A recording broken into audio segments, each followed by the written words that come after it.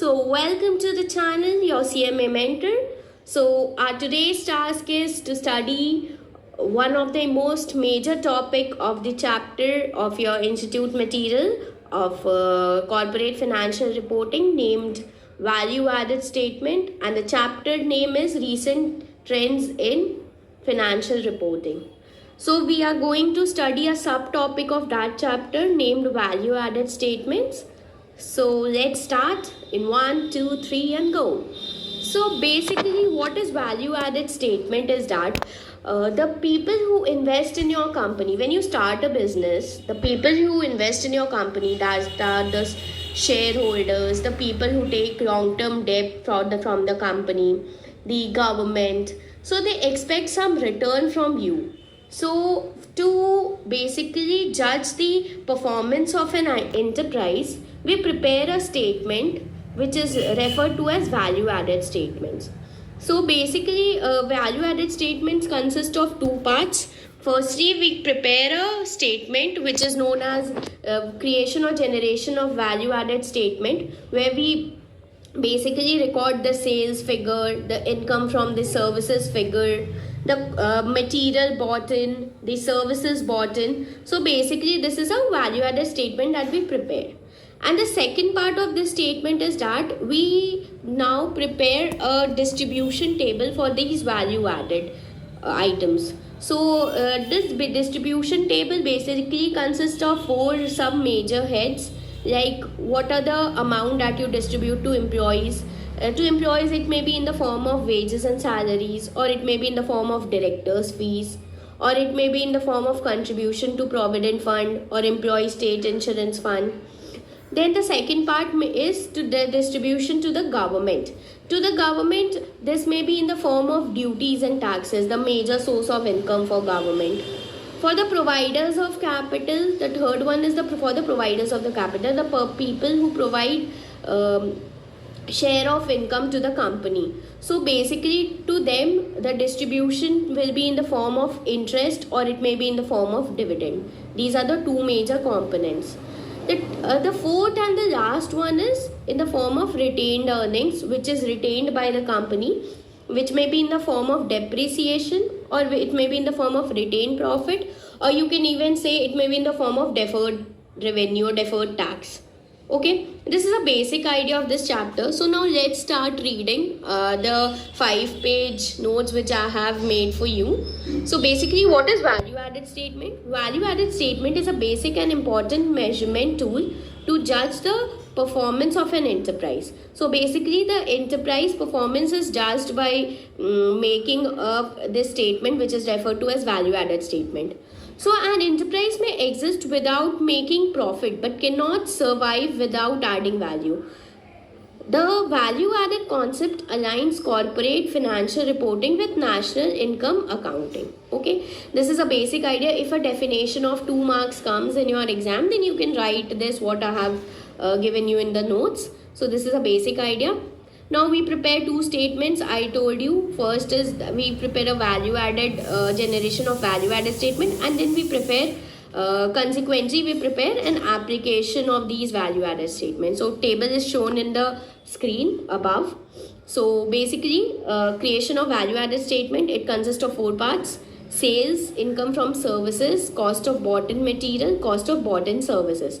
So sales, what we include in sales is included including sales tax and excise duty, but the sales return is deducted, commission is included, discounts are excluded, and the second part is income from services, which includes royalty income, dividend, interest income, the rent received, the cost of bought in material, which is the major part which is given in every questions of value added statement, which consists of consumption of raw material, consumables, packing material, stationery, and any other expenses.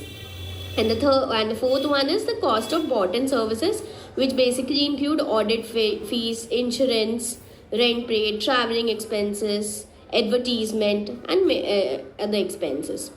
So what we now do is that we at the end of this we totalize all the amounts of sales and income from services, and we deduct from it the cost of bought in material and cost of bought in services, and what the figure comes is known as value created by the company.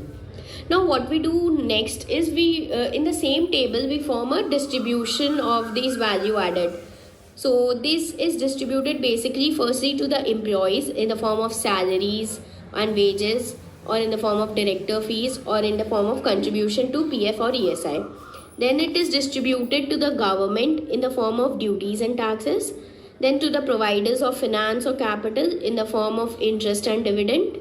And then at the end, the amount which is left is distributed in the form of depreciation, or the balancing figure basically, which is a retained profit. Sometimes the retained profit figure is given in the question. And at the end of the table, what you have to calculate is distributed value added, which is the totalization of distribution to the employees, government, providers of capital, and the retained earnings. So basically what you find is that the gross value added amount will be equal to the disposable value added. Why so? Because the amount which was gross value added is only distributed. That only the value created amount is only distributed. Okay. Now another theory question which have a least chances of coming in exam, but you can once go through it, give a read through it, that is uses of value added statement. So basically it is a alternative performance measure to profit, that is very common. Then it is resource allocation decisions can be also made by using this value added statement. Then it is used by many companies for explaining the company's results to employees, and it is useful for as a productivity measure. So I have basically, this was a long question given in your book. I have concised it into 4 points, and this will be enough if it comes to into your in your exams. Only these 4 points you write, you'll get 4 out of 4. Okay. So now let's take an example on value added statement. So basically this is a question which I have taken from a question paper, previous year question paper. And students, if this question comes, it will be independently of 7 marks. So you can understand the importance of this topic. If you know this topic, then you'll score 7 marks very easily. So please do study this topic very thoroughly. Once you'll go through it, it is very easy to grasp this topic. So it's not very typical topic, only the format you need to know, and the items which item is to be placed where.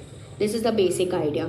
So this is a question where the sales figure and all the figures like plant and machinery, depreciation figures are given. So I have also given you the answer of this statement, how you have to prepare it. So basically we are preparing a value added statement for the year ended 31/3/24.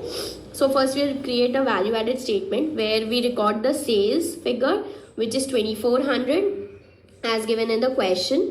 And there is also a increase in the value of stock from opening stock, that was 160, to closing stock, which is 200. So there is increase in value of stock by 40. So this is a net sales figure, that is 2,440 rupees in lakhs basically. Now there is no figure of income from services given in the question. So now we'll skip to cost of bought in material, that is basically the raw material figure, which is given rupees 775 lakh, printing and stationery 25 lakh, rents and taxes 170 lakh, other expenses 90 lakh, and auditors remuneration 30 lakh. So basically auditors remuneration will not be distributed into an employee, because auditors are not the employees of the company. So it will be included in the cost of bought in goods. Okay, so the total amount of this comes to 1090. So basically there's no cost of bought in services. So we'll calculate the gross value added by taking the sales figure and deducting the cost of bought in material figures, which come to 1350 net. Now what we have to do, that this gross value added figure which has come, we have to distribute it between 4 people, that are employees, to the government, to the providers of capital, and the 4th one is retained earnings or reinvestment into the business of the amount.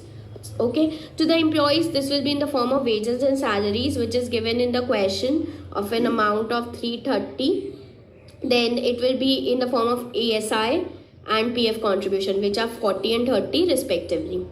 Now to the government's income tax will be given, which is given in the question of an amount of 280.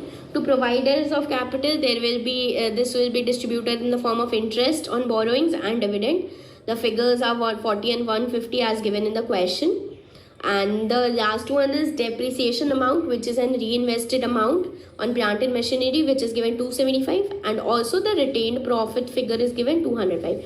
We don't take the opening balance of retained earnings, which is given in the question as 980. We only take retained profits during the year figure for distribution of the value added amount.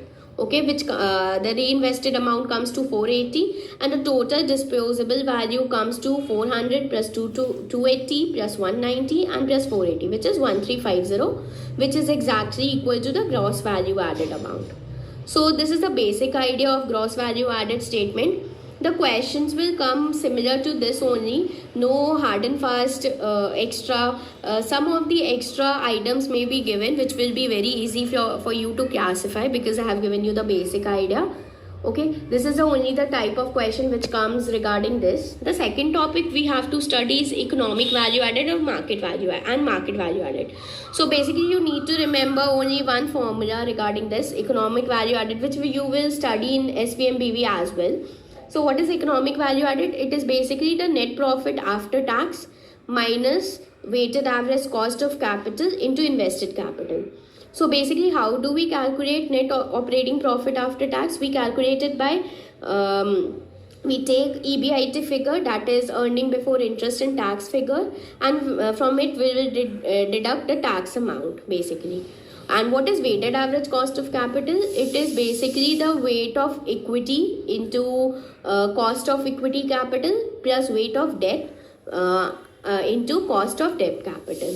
Basically, this is the idea of economic value added. And what is market value added? So if a definition, small definition comes along with a question regarding this, you can just write this definition what I have given you in the notes. What is market value added? It is basically the difference between the current total market value of a company and a capital contribution by the investors. This is a basic idea. So I have completed two topics from recent developments in financial reporting chapter, which is our theory chapter, and I have completed all the practical part of this chapter.